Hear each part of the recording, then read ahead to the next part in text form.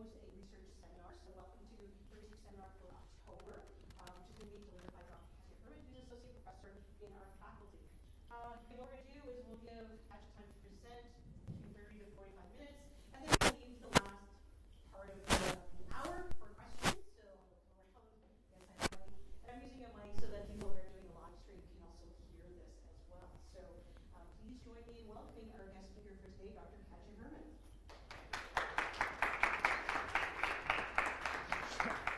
Good afternoon. I recognize a lot of faces from my class, so that is great to see you guys here. You will also recognize some of the slides and information from the class, so a little bit of a review on some of the things. So today I'm going to talk about two kind of somewhat related projects that I have been working on in my research. One of them already published, and the other one still in progress. Just need to find time to actually put the finishing touches on it. And so we're talking about psychosocial health outcomes, notably happiness and work-life balance and how they relate to physical activity. There we go.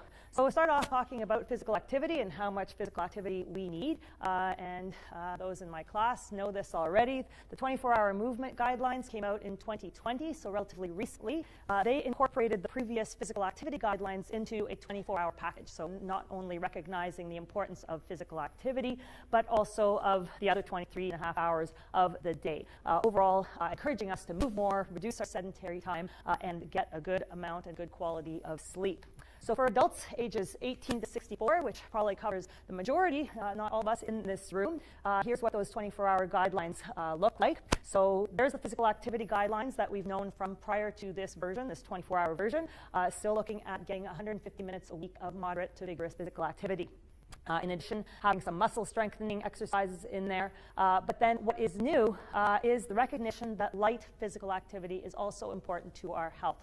So not just the moderate to vigorous, but the light physical activity, essentially what I'm doing right now, the converse of what you guys are doing, sitting on your butts. So just getting up and moving.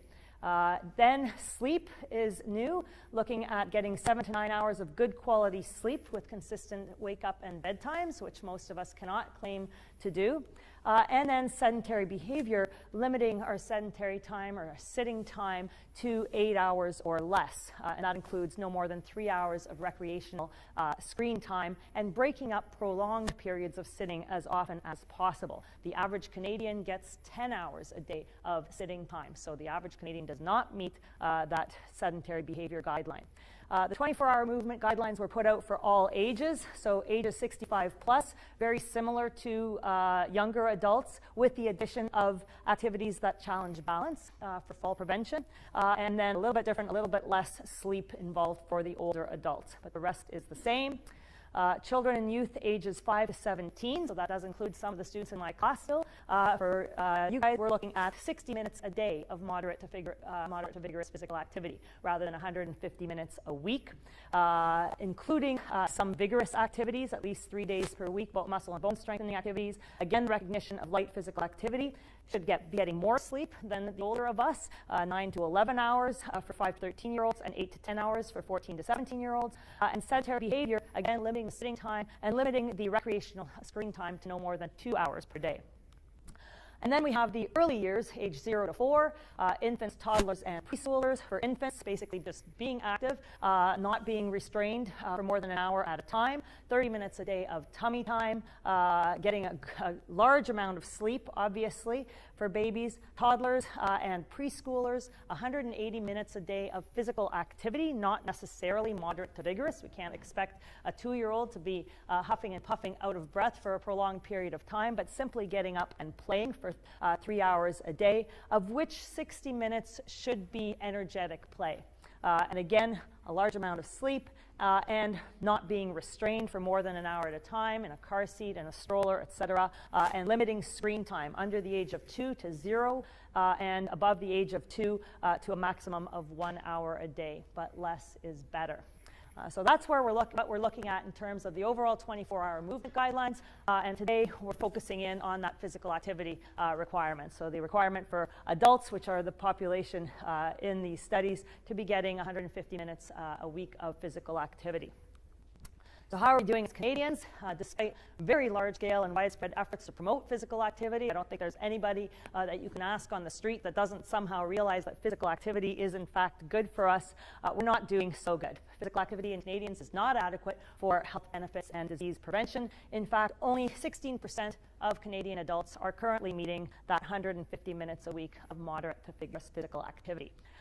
So this can have long-term health consequences, especially on a population level, if you think of that many millions of people literally in Canada not meeting those physical activity guidelines. So looking at physical activity and mental health, there's quite a lot of research focused on negative health outcomes, negative mental health outcomes, and mental health disorders. For example, depression and anxiety have been studied extensively, and the association of physical activity in both the prevention of depression and anxiety, as well as the treatment of those conditions.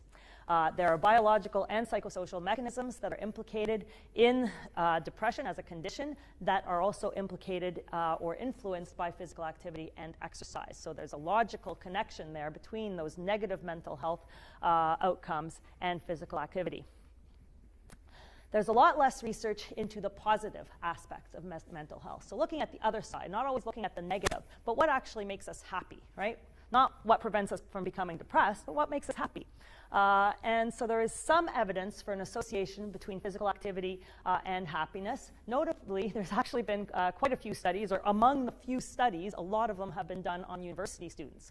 So you guys right here showing that there is an association between physical activity and happiness as a university student.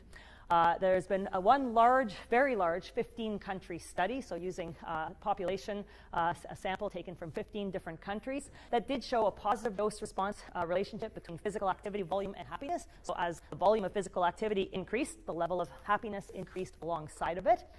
And this varied according to the domain of physical activity and the intensity of the physical activity. The researchers in this case did discover differences by gender, and they mentioned that there was greater happiness reported by males, younger people, those in good health, and those that were higher educated or working, but they didn't explore those differences any further as far as what those differences meant to that association between physical activity and happiness. They just kind of made a blanket statement that yes, happiness differs by those other variables as well as by physical activity, but they didn't link them all together. And then there was a systematic review that kind of reviewed all this literature and did make the comment that there may be some mediation of this association between physical activity and happiness by other factors, including health and social functioning factors, that might make a difference to this association. So the objective of this piece of research, which I have been doing with colleagues in New Zealand, that second one, I think I erased the New Zealand part, but the Victoria University is in New Zealand, and the University of British Columbia. The objectives were to investigate the association between physical activity and overall happiness in adults, but then to take that a step further and to see if that association, so we're kind of assuming that we were going to find an association because that's kind of where the research is leading, but then take it a step further to explore whether that association applies equally to all segments of the population if we divide the population into socio-demographic and health subcategories or subpopulations. So the data used was the 2013-2014 Canadian Community Health Survey, which is a very large-scale survey done by Statistics Canada every 2 years. Different questions are potentially asked every 2 years, so this is something that I kind of found by chance in that survey, in the 2013-14 survey that caught my eye. In fact, it was only asked of the Saskatchewan population. Saskatchewan chose to include this question on happiness that year. So this is very specific to our province. Just over 5,000 Saskatchewan adults aged 25 plus. They self-reported their physical activity into 3 groups: active, moderately active, and inactive. And there was also a question about how much leisure time physical activity they got. And they were grouped into those who got more than 15 minutes versus less than 15 minutes of leisure time physical activity daily. And then the outcome they were asked, this is the question they were asked, taking all things together, how would you say things are these days? Would you say you are very happy, pretty happy, or not too happy? So you can think of that yourself. If you guys got this question on questionnaire and you were asked this, what would you answer among those response options there? So this is the characteristics of the study population. So kind of the basic socio-demographic characteristics divided into the males and the females, and then looking at their physical activity levels. You can see about 25% of them reported that they were active. Remember, again, this is self-reported physical activity, as we've talked about in KIN 170. That does come with its biases, tends to be biased upwards a bit. 50% of them still reporting their levels as inactive. And then about 40%, with no differences really by gender, reported that they did get 15 minutes at least of leisure time physical activity per day. In terms of self-perceived happiness, similar between men and women, about 1/3 of the group reported being very happy. Another 2/3 almost reported being pretty happy. And very small numbers, just 5%, reported being not too happy. So generally speaking, we do have a relatively happy population according to the survey in Saskatchewan. So here we're looking at the proportion of adults reporting being very happy according to their self-reported physical activity levels overall and by sex. So we can see that by self-reported physical activity levels, inactive, moderately active, and active, the proportion of people reporting being very happy does increase. Especially women, you can see it increase right from bottom to top. And then similar results are seen when looking at this other variable, the 15-minute variable. You can see that those that do get more than 15 minutes a day of leisure time physical activity are more likely to report that they are very happy than those who get less than 15 minutes a day. So that's not a lot of physical activity, and that doesn't even say that it's moderate to vigorous. It's just leisure time physical activity, 15 minutes, making a difference. But then looking at this by sociodemographic characteristics, which was kind of the second, but really the big goal of this project, and we actually found differences by all genders, or by all variables with the exception of gender. So you can see those reporting being very happy, exactly the same whether male or female, so that does not make a difference. But looking at all of the other variables, we do have differences. The widest differences occurred by self-rated health, right here, with 35% of people reporting being very happy if they were in good, excellent, very good, or good health. Only 19% fair and poor health. Also a big difference for self-rated mental health. And then household income. Up here you can see those who made less than $40,000 a year household income, much less likely to report that they were very happy compared to those who made more than double that income. So already we're seeing this is just the association, not taking into account the physical activity, just that those socioeconomic variables are making a difference to happiness. So what happens when we look at the association with physical activity? A lot of words on this slide. Still less complicated than having tried to put the actual table up with the logistic regression results. So I'll go through it. So this is adjusting for all sociodemographic factors. And we found that, yes, compared to the results that I've already talked about, moderately active and active individuals had, again, on that dose response gradient, 43% and almost 60% greater odds of reporting being very happy compared to inactive results or inactive individuals. That 15-minute variable, the same thing, 15 minutes of leisure time physical activity, those people had 30% greater odds of being very happy. But then if we divide it according to those sociodemographic variables, physical activity was not associated with happiness for those with a household income below $40,000 or who reported fair or poor self-rated health or mental health. So no association between physical activity and happiness for those people, for those subgroups of the population. The flip side, for those who reported a higher household income or good health, then increasing physical activity levels were so strongly associated with reporting to being very happy. So there's a segment of the population for which this association is not applicable. So to summarize the results, there is a dose response between increasing physical activity levels and increasing likelihood that you would report being very happy. Among active adults, 40% report being very happy compared to only 28% of inactive adults. The active or moderately active had a 60% and 40% greater odds of very happy compared to those who reported not being active. But there's no association if you are low income or if you have self-rated health, fair or poor self-rated health or mental health. The association on the flip side was stronger for those with higher education, smokers, overweight, or obese BMI. So conclusions from this project. Yes, as we kind of went in hypothesizing based on what had been done previously, physical activity is positively associated with overall happiness. However, this association does not appear to apply equally across all population subgroups. A healthy skepticism is essentially warranted when considering this relationship. There are broader determinants out there, including specifically income and self-perceived general and mental health, that may play a more important role in determining both physical activity participation in the first place. Remember, the relationships can go both ways. So if you are low income, we talked about social determinants of health in KIN 170. If low income, it may be more difficult to be physically active in the first place.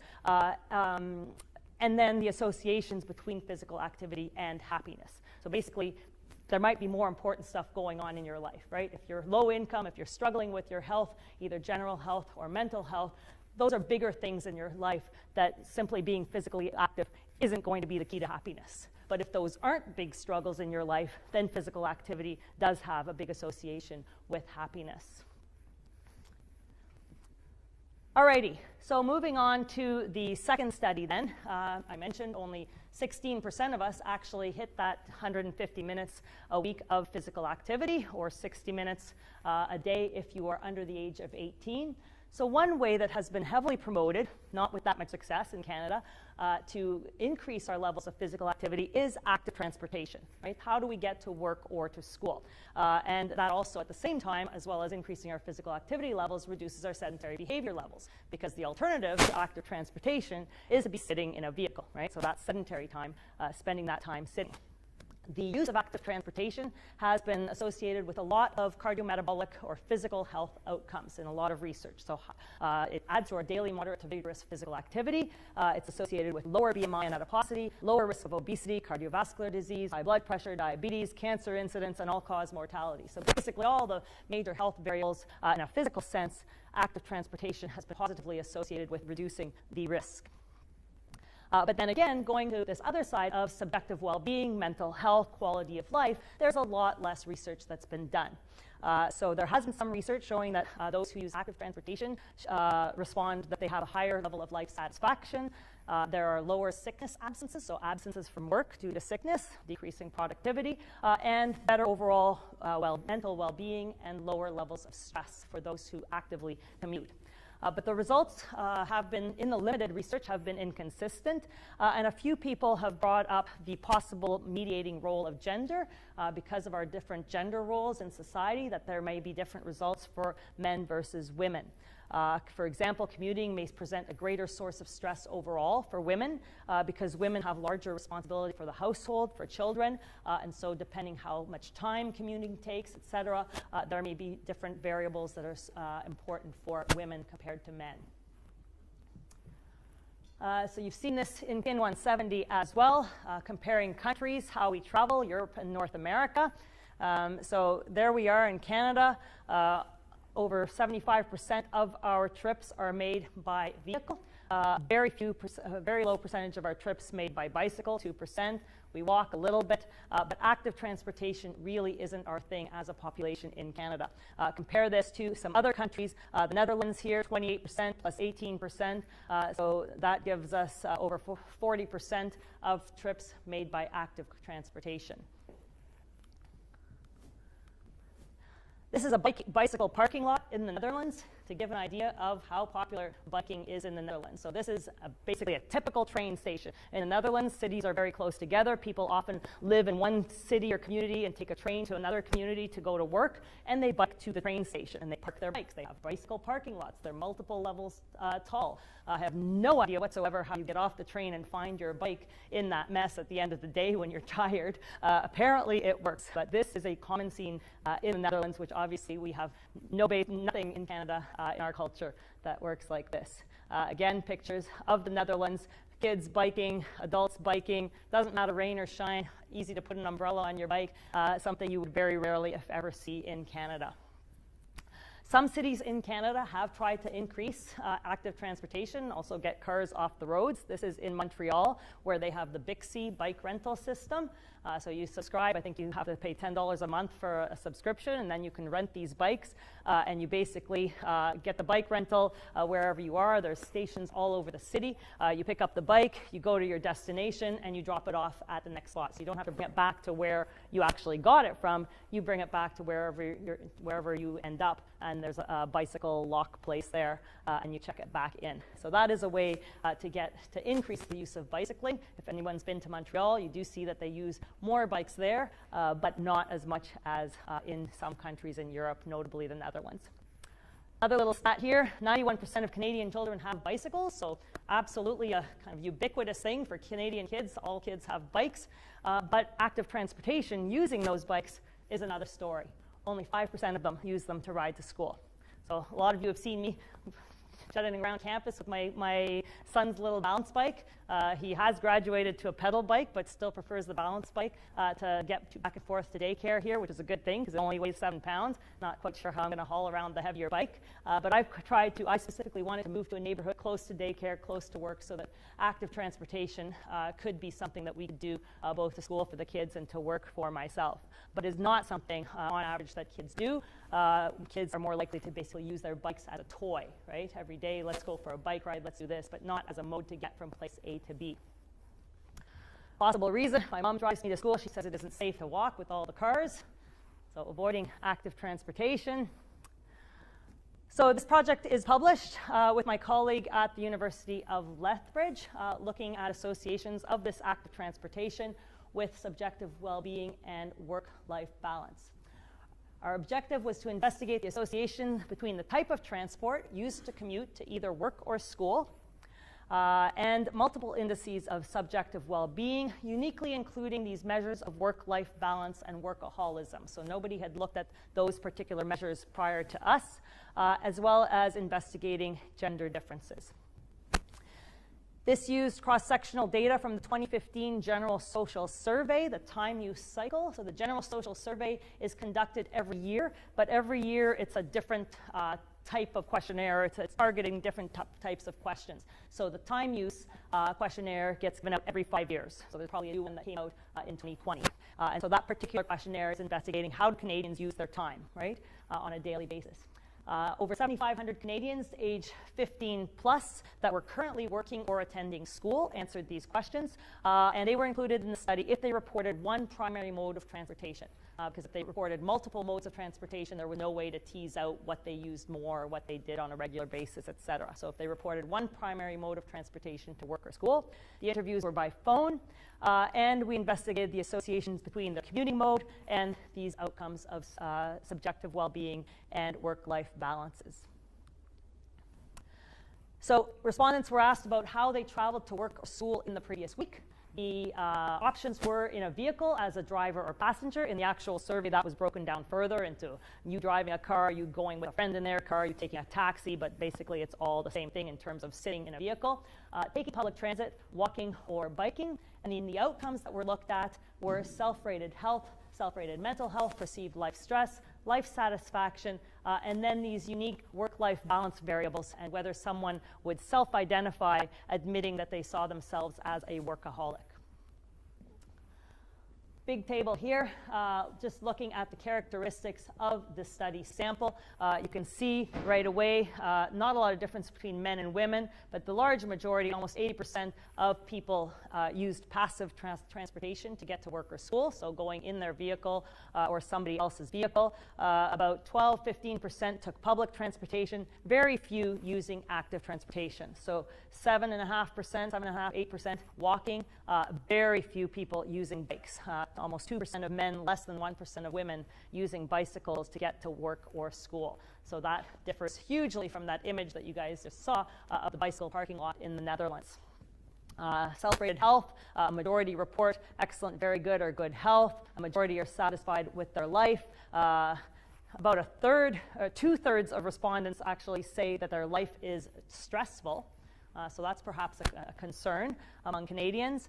Work-life balance, about a quarter of people are not satisfied with their work-life balance in Canada. And about a third, almost a third of people admit to being a workaholic. So I'm not sure that's a great thing in our society. A third of us admit that we are workaholics. We're perhaps working a bit too hard. Here looking at the proportion of respondents with suboptimal subjective well-being outcomes according to commuting mode, so passive commuting, public transportation, and active commuting, and then looking at gender differences.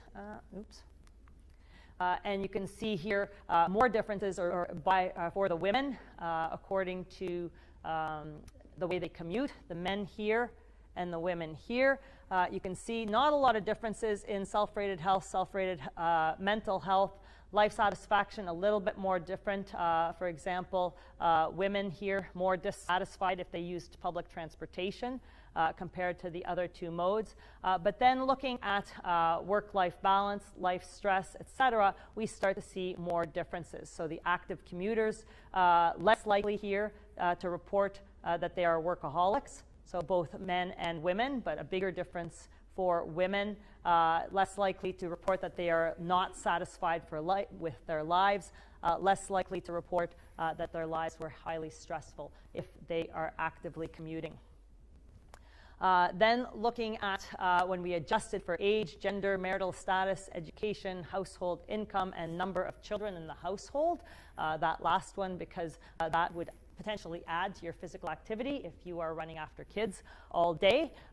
Just to summarize what's in these tables, women were 35% and 56% less likely to report poor work-life balance if they used public transport or actively commuted, compared to those who took a car or a vehicle, passive commuting. And those who actively commuted were 23% less likely to report high life stress. However, similar to the previous results, women who used public transportation were 33% more likely to report high dissatisfaction with their life compared to those who passively commuted.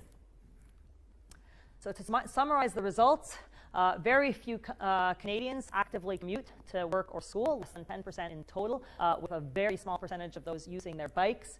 Active commuters have better work-life balance and are less likely to be workaholics in general, but the results were especially strong in women. Women who actively commuted had better work-life balance and were less stressed. Women using public transit have better work-life balance, but lower life satisfaction. And commuting mode was not associated with self-rated health or mental health. So the way somebody gets to work or school, not associated with how they report their own general or mental health. So in conclusion, active commuting to work or school is positively associated with certain indices of subjective well-being and work-life balance among Canadians, especially among women. Future research should include looking at possible associations with job type and length of commute. Those are variables that we didn't have in this data set to look at. So for example, if you live far away from your workplace, you're less likely to hop on a bike to get there, and then that commuting distance could contribute to your stress, but you don't necessarily have an option, another way to get there. And so that may play a role, especially for women. Some of the reasons women might be experiencing more of an association here, women again having more responsibilities around the home, especially then if the commute distance is longer, if they have to spend longer time commuting, that may play a role. The life satisfaction association for women and public transportation may mean they have a lower income, or they don't have the option to drive, or and it's too long to get there by foot or by bike. So again, variables we don't have, but that may influence these results. This guy trying to relax, but obviously a workaholic, can't even take his vacation. Of course, I'm relaxing, I'm on vacation, got my flip-flops on, and I'm lounging at a beach, but he's got his laptop there and his suit on still. I will admit I have gone to Cuba and taken essays with me to mark, figuring, well, it's either at home at my desk, or it's in front of a pool in Cuba with a drink in my hand. It's just a different location and more pleasant. So I have almost done this. So the final message, whether physical activity plays a role in happiness may depend on an individual's overall socioeconomic and health circumstances. So if those circumstances are good, yes, we've got a strong association with happiness, but if you've got larger things going on in your life that may be bringing you down, physical activity may not be the difference, and or you may not be as able to participate in physical activity. And active commuters may enjoy better work-life balance compared to their passively commuting peers. Any questions? Thank you.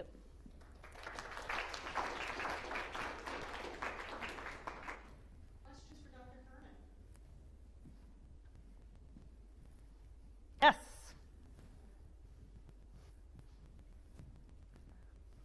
Hi, thanks for your presentation.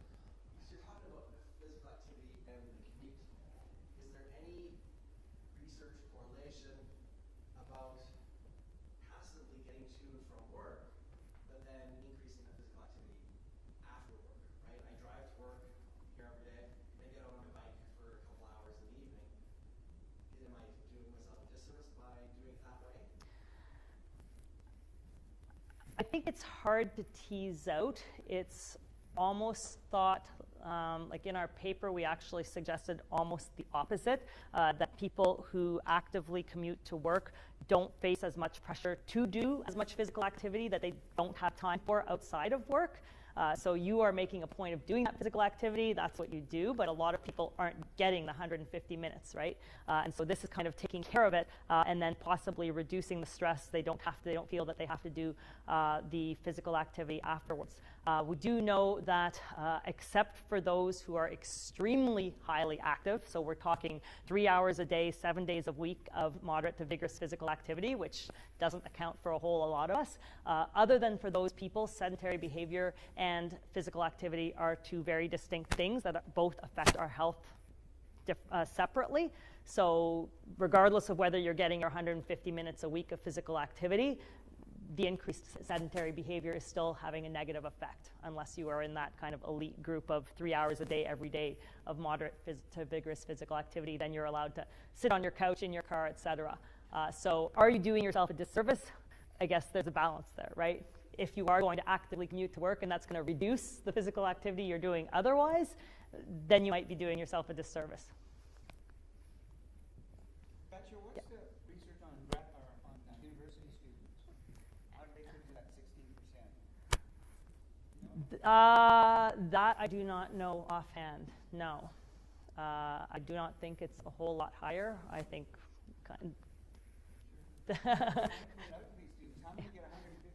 I've already asked that in my class and I know the answer.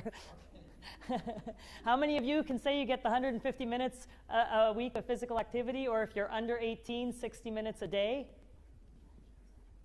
Well, we've got more hands up here and a bigger proportion here than in my full class of 130. The proportion was lower. So we've got the active students that came to this presentation. Well, they're also kin students, yes, but I mean, you would think that all hands would go up, right? And this is self-reported, so some of you might be inflating your 150 minutes. I have a question for you about the first study. I know there's this association, but can you speculate what might be the relationship between physical activity and happiness?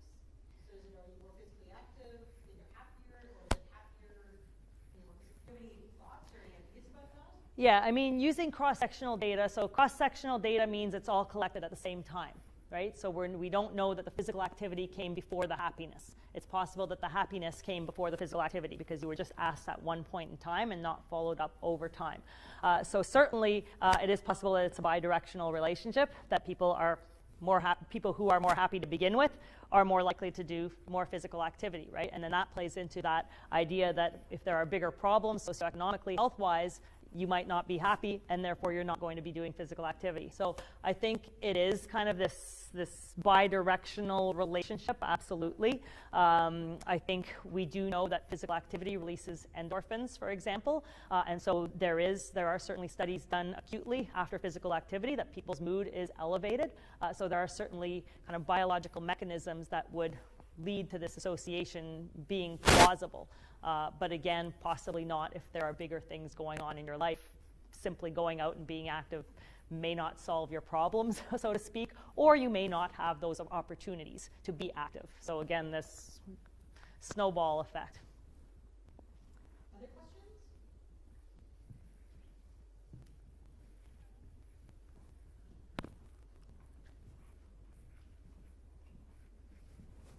Thank you for the presentation today. So my question is, when we say 150 minutes of physical activity, does it include resistance training as well, or just in general? The 150 minutes is aerobic physical activity. So it's a physical activity that gets your heart rate up. If you go back to, all the way back, back to here, you can see that the muscle strengthening activities, so that would be the weight training, is a separate category. So the 150 minutes is physical activity that gets your heart pumping, that makes you sweat a little bit, at least at that level. So moderate to vigorous physical activity. If you are doing weights at an intensity that you're getting out of breath kind of thing, so perhaps endurance weights, it could start to fall into that category, but generally speaking, the weight training would be a separate category that you should be doing in addition for muscle strengthening.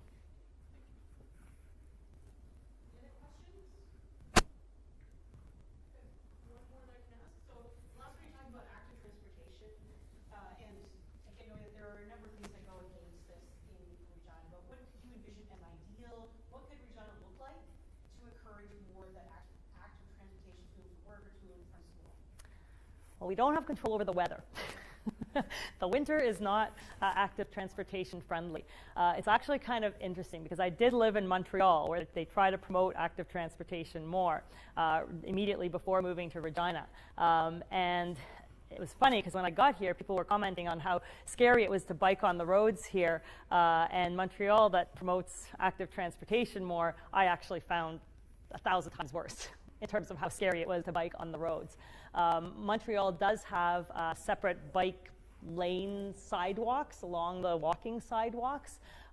They do tend to be a little scary though, because they have cement curbs on both sides of them, and if there are a lot of bikes going in both directions, it can be dangerous. It's also a bit dangerous. I actually tended to bike on the road preferentially when I was in Montreal, and not in these lanes, because you had cyclists going in both directions on one side of the road, which doesn't match vehicle traffic. And so if you're going in the wrong direction, a vehicle that's turning doesn't actually see you.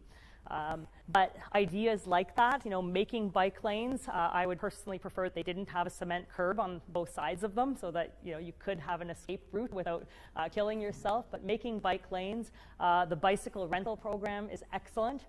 It probably wouldn't make enough money in Regina due to the limited season. I know that even in Montreal, they've struggled with how to keep it sustainable in terms of how much money it needs to make in order to pay for the bikes, to maintain the bikes, etc. Also, the relocating of bikes. So if too many people pick them up at one location, they end up with an overload at another location, etc. But I think those are ideas. Public transportation tends to be better in terms of overall activity than passively commuting in a car, because you have to walk to the bus stop, to and from the bus stop. So having a better public transportation system is definitely helps. I don't think it's too bad in Regina. I've seen it worse in other cities. But there are definitely ways that we can kind of structure the community a little bit better to encourage active transportation that kind of doesn't make it too scary to walk to school, like that one cartoon, right? That makes it a little bit safer to walk to school. They have reduced the speed zone, or the speed limits in playground zones, so that was just probably more than a few years ago now. I don't know. It was pre-pandemic, maybe 5 years ago. They reduced it from 40 to 30 kilometers an hour, so trying to make it safer for kids to be out there, and adults. But I think definitely the minus 40 in the winter, that's something we have no control over, and does kind of limit. And people get into their habits, right? If 6 months of the year it's too cold to walk a fair distance, that tends to trickle into when it is a nice temperature to walk. Any final questions? No? Thank you again for your invitation today. Just one quick reminder, our last one for this term is on November 23rd. So we do have one more research seminar coming up. So thank you again, Dr.